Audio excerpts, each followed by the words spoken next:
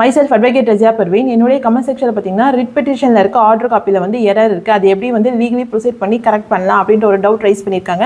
அதை நான் இந்த வீடியோவில் எக்ஸ்பிளைன் பண்ணுறேன். இந்த மாதிரி சுச்சுவேஷன் வரும்போது உங்களுக்கு ரொம்ப யூஸ்ஃபுல்லாக இருக்கும். ஜென்ரலி ரிட் நான் என்ன சொல்லிடுறேன், அகேன்ஸ்ட் டு கவர்மெண்ட்டுக்கு எதிராக ஃபைல் பண்ணக்கூடிய பெட்டிஷன் தான் ரிட் பெட்டிஷன். சரியா?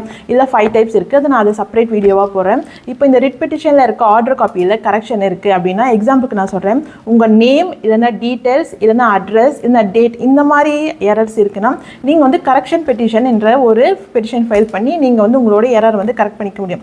சப்போஸ் அந்த மாதிரி இல்லை, ஆர்டர் அதாவது சம் ஆர்டர் இல்லை சம் ரூல் வந்து தப்பாக போட்டிருக்காங்க, மென்ஷன் பண்ணது தப்பாக இருக்குது, அதாவது டைப்பிஸ்ட் வந்து ஆஃபீஸ் சைட்லேருந்து எரர் பண்ணியிருக்காங்க, அதாவது மிஸ்டேக் பண்ணியிருக்காங்க அப்படின்னா நீங்கள் என்ன செய்யணும் பார்த்தீங்கன்னா, ரிஜிஸ்டர் ஜுடிஷியல் கிட்ட ரெப்ரசன்டேஷன் பண்ணிங்கன்னா அது வந்து கரெக்ஷன் பண்ணி கொடுத்துருவாங்க. சரியா?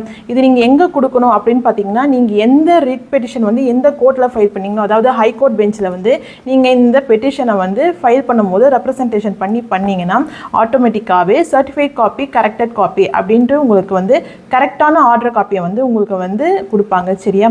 ஓகே, என்னுடைய வீடியோ பாருங்கள், ஃபைட் ஃபார் யுவர் ரைட்ஸ். என்ன லீகலி டவுட் இருந்ததுன்னா கமெண்ட் செக்ஷனில் கமெண்ட் பண்ணுங்கள். நம்ம நெக்ஸ்ட் வீடியோவில் பார்க்கலாம். தேங்க்யூ.